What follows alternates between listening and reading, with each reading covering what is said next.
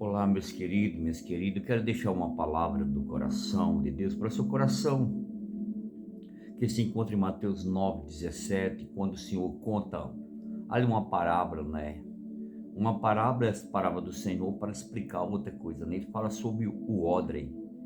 O que é o odre? O odre é um recipiente que era feito de peles de animais, principalmente de peles de cabra, do couro da cabra, para transportar qualquer produto líquido.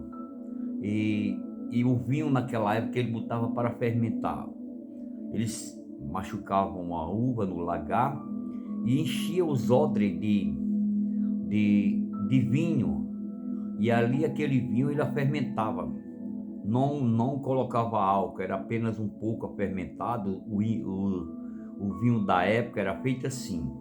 E ali a uva, suco da uva, quando colocava dentro desse odre, era apropriado para a fermentar. Ele fermentava, ele crescia, ele, se não fosse um couro novo para colocar o vinho novo, ele explodia, né? Ele se rompia.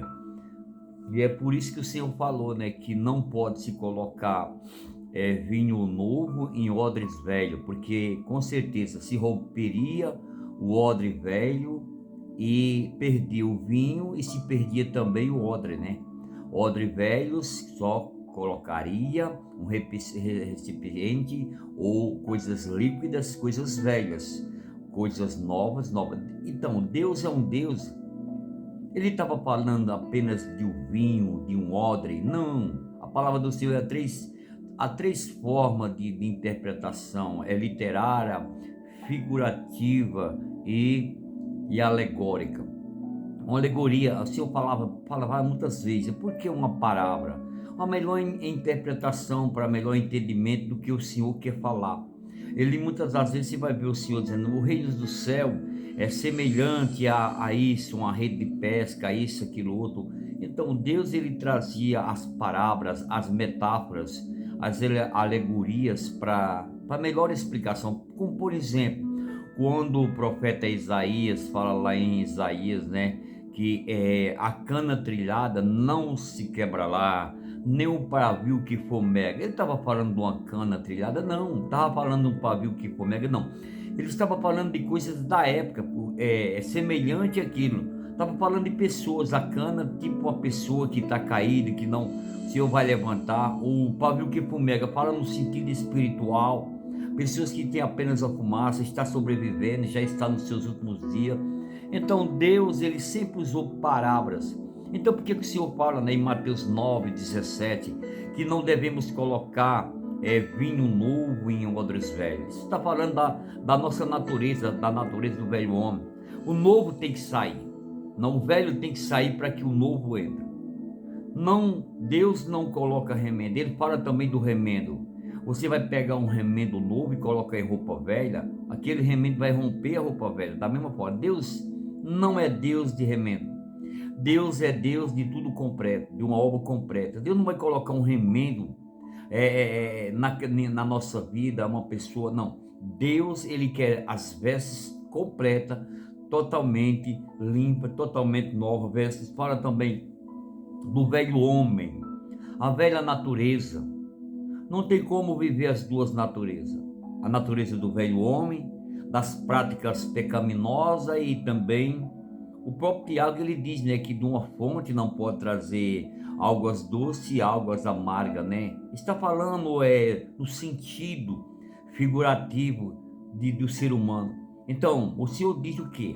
Que não dá para viver o velho homem e a nova criatura. Ele disse isso para um doutor Nicodemos no Evangelho de João, capítulo 3: se não nascer de novo, não poderá entrar no reino dos céus. E Nicodemos até questionou: porque como eu vou entrar no ventre da minha mãe? Não, o Senhor estava falando uma palavra figurativa. Era uma palavra, uma palavra alegórica, figurativa ali, para entender um novo nascimento. Se não nascer de novo, não pode entrar no reino dos céus.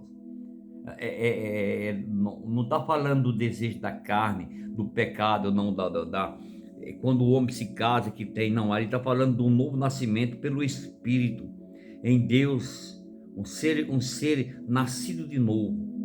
E se essa criança não nascer de novo totalmente, talvez por parte, ela vai ficar com a deficiência, de alguma forma vai ser atingida por uma deficiência. Se o velho não sair, o novo não tem como assumir. Não tem como eu usar a natureza nova e a natureza velha do pecado. Não dá para viver. Não há lugar no trono para o Senhor. É a mesma coisa no meu coração, não tem trono para Deus e para o mundo, para o pecado, não. Ou é de Deus ou é do diabo. É sim, sim, não, não. A palavra do Senhor é sim, sim, não, não. Ou eu sou de Deus, ou eu sou do diabo. Ou eu sirvo a Deus, ou eu sirvo o mundo, ou eu sirvo o diabo. Não dá para viver as duas naturezas. Algumas coisas têm que ser cortadas pela raiz. Cortado, não deixar brotar as raízes de amargura, as coisas desse mundo. Não tem como eu agradar a Deus e o mundo ou a mamon. Não tem. Não. Não dá para servir a dois senhores. Ou você agrada o próprio Senhor falou. Ou serve a Deus, ou serve a mamon, ou serve ao mundo, né? E a palavra do Senhor diz lá em 1 João capítulo 2,15, que aquele que ama o mundo, o amor do Pai não está nele, né? Sabemos que o nascimento é uma vez só. O nascimento é a justificação. Jesus passou por todas as injustiças, a mais crueldade, o requinte de crueldade, de sofrimento. Ele veio por quê? Para levar as nossas injustiças, para que ele pudesse nos justificar. O pior requinte de crueldade fizeram com o Senhor Jesus. Aqueles homens que bateram no Senhor Jesus eram homens profissionais, que se ele não fizesse os carrascos que bateram nele, se o prisioneiro escapasse, eles pagariam com a própria vida. Eram homens profissionais. Você vê, estima-se que na época do Império Romano, até as espadas de um soldado romano tinha que ter as iniciais daquele que fez a espada, do ferreiro que fez a espada. Porque se um soldado romano fosse para uma guerra e aquela espada se quebrasse, e eles constatassem que foi por causa que a espada foi mal feita, o ferreiro e toda a sua família morreria. Entendeu, meu querido, como era? É por isso que quando Paulo, ele solta ali, está lá em Atos dos Apóstolos, capítulo 16, quando a cadeia é aberta, o carcereiro quer se matar, porque aí Paulo responde da mesma hora, ele diz: calma, não fazei tal coisa, aceite o Senhor Jesus que será salvo todo. Ele não fugiu, nenhum estava aqui. Por quê? Se o carcereiro na época do Império Romano deixasse algum preso fugir, ele pagaria com a própria vida de sua família. Até nisso você vai entender. Então, meu querido, os romanos, eles tinham essa marca, de crueldade, de tudo. Eles faziam as coisas tão perfeitas de uma forma, mesmo ele não sendo o inimigo do Senhor Jesus. Porque uma coisa é o Senhor se cair nas mãos dele, outra coisa é o Senhor se entregar. Aqueles homens não eram inimigos do Senhor, eles eram apenas homens profissionais para se cumprir o que já estava escrito, porque a palavra do Senhor diz que o Senhor ninguém tirará a vida dele. Ele diz lá em João capítulo 10, 38, ninguém tirará de mim a minha vida, porque a vida ninguém tira, a vida está acima de qualquer coisa, ele é a vida. Apenas ele com a sua vida venceu a morte, morreu para ressuscitar, e através da sua vida todos nós seremos salvos dele. Então é um novo nascimento em Cristo. Em Cristo Jesus, se o Senhor não tivesse ressuscitado, não havia ressurreição, salvação, transformação, libertação, em todas as áreas. Então, meu querido, o Senhor está falando no odre, esse recipiente que era feito do couro principalmente dos animais, mas principalmente de cabras. Era um dos melhores, tinha uma tampa que vedava e amarrava com duas cordas. Ali quando colocava o vinho, ele começava a inchar até fermentar, e ele tinha que suportar, tinha que ser muito bem feito. E se você pegar o vinho novo e colocar no velho, o velho explodiria, perderia o odre e perderia também o vinho. Então, meu querido, o que o Senhor está falando? Nós, como cristãos, o nascimento é um só, a justificação é só, um batismo é um só. E como ele diz lá em Efésios, uma só fé, um só Senhor e um só propósito diante de Deus, e Deus por todo. Então, meu querido, quando o Senhor fala essa metáfora do ódreo, ele está falando que não tem como eu viver uma vida dupla em Cristo Jesus. Não tem como viver uma vida dupla, ou agradar a Deus ou agradar o mundo. Não tem. Ou é de Deus ou é do diabo, ou serve a Deus ou serve o diabo. Não tem como meu termo nas coisas do Senhor. O Senhor usa essa metáfora, essa alegoria, para explicar melhor o que é o entendimento do ser humano. O meu interior, ele tem que ser transformado por tudo. Se o velho homem, o velho interior, que nem Paulo fala, né, que somos duas pessoas. O meu espiritual, o meu invisível é mais do que o meu visível. Nós temos o genótipo lá dentro, e o fenótipo, que é o estereótipo, mas lá dentro há uma alma e um espírito. Se essa alma, se esse espírito não for transformado, através de uma obra do Espírito Santo, eu, pelas minhas forças, pelo meu querer, porque a palavra do Senhor diz que a graça, ela é irresistível. Quando os ouvidos, ouça o que o Espírito diz à igreja. É uma opção de você ouvir a voz de Deus ou não. Como ele diz lá em Hebreus capítulo 3, 7 e 15. Como não passais, como no deserto, né? O Espírito de Deus não vai contender mais. Eles endureceram o coração, não ouviram a voz do Senhor. Então, a graça, tem algumas igrejas aí, aos calvinistas falam que a graça é irresistível. Mentira! Deus não obriga ninguém, não. Você pode resistir à graça de Deus, porque Deus deixou o livre-arbítrio de você mudar ou não, de querer ou não. Claro que Deus, ele manda a palavra que todos pecaram destituídos da glória de Deus, e o homem perdeu esse livre-arbítrio para o bem. O mal, ele estava lá, ele já era escravo do diabo, como o apóstolo Paulo diz em Colossenses capítulo 1, 20, né? Que o Senhor nos tirou das trevas para a sua gloriosa luz. E quem está em treva é um cego guiando outro cego. Ele não sabe o que faz. Ele está nas trevas. O entendimento dele está cego, conforme 2 Coríntios 4:4, né? Ele diz que o Deus desse século, Satanás, o acusador, cegou o entendimento dos incrédulos para que a luz do evangelho não resplandecesse sobre ele. Ele diz lá em 1 João 5:19, que o mundo jaz do maligno, mas em meio a esse mundo de trevas do maligno há muitas coisas boas. Só não consegue enxergar isso quem está nas trevas. Mas o Senhor trouxe nós das trevas para a sua gloriosa luz. Por isso que o profeta Isaías diz, lá no 6 de Isaías capítulo 6, 2 e 3, toda a terra está cheia da sua glória. Ei, mas mesmo no mundo de trevas, de tantas coisas que nós vimos, sim, assim, o Senhor diz em Isaías, o mesmo Isaías 60, as trevas, a escuridão cobriu os povos, mas sobre vós nasceu a luz do Senhor. Ei, muitas coisas boas você consegue enxergar nesse mundo. Tem muitas coisas boas, a vida, uma família, um filho, uma casa, um lar, um trabalho, a chuva, uma flor que brota. Se você olhar para a natureza, o próprio Salmos 19 fala, a natureza testifica a obra da criação de Deus. Você olhar para uma chuva, coisa boa que vem, aqueles relâmpagos, aquela chuva, aquele ar, o sol que amanhece, os pássaros cantando. Oh, meu querido, esse ar que você respira, os pulmões que Deus te dá para você respirar, a beleza da vida, só não consegue enxergar isso, meu querido, quem está nas trevas. Mas quem veio para a gloriosa luz do Senhor, e muita palavra do Senhor diz que muitos não vêm para a luz, para que as suas obras más não se manifestem. A pessoa que está no pecado, quer viver no pecado, não quer entregar a sua vida para vir para a luz, essa luz que tantos homens procuram, essa paz que tantos homens procuram, essa felicidade, desculpa, que tantos homens procuram, só está em Cristo Jesus.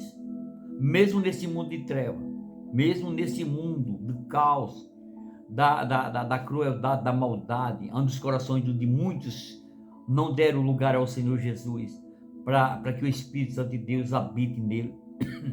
Não é o que nós tínhamos visto. Há muitas coisas boas, vale a pena. lutar, batalhar, trabalhar, ter um lar, ter uma família, ter um filho, ter um neto. Se eu partisse hoje, eu já estava realizado. O meu casamento, 40 e poucos anos, eu e minha esposa Wanda. Tenho meu filho Leandro, meu filho Lázaro, minha filha Lígia, a minha filha Laiane. Já tenho 5 netos, eu tenho, a minha filha Lígia tem 2 filhos que são gêmeos, Bernardo e Lourenço. Tem a Rafaela, que é a minha primogênita netinha. Tem a Bela, que é a filha da Laiano. Tem agora o Mateus, que é o filho do Leandro. E quando estão tudo aqui dentro da minha casa, não tem coisa mais preciosa. Um cheiro, você brincar com seus netinhos. Família, está no coração de Deus. O nosso lar é o ponto de partida de tudo. Você está trabalhando, você chega na sua casa, você sabe que tem uma esposa, tem um filho para chegar, um lar, um ponto de partida.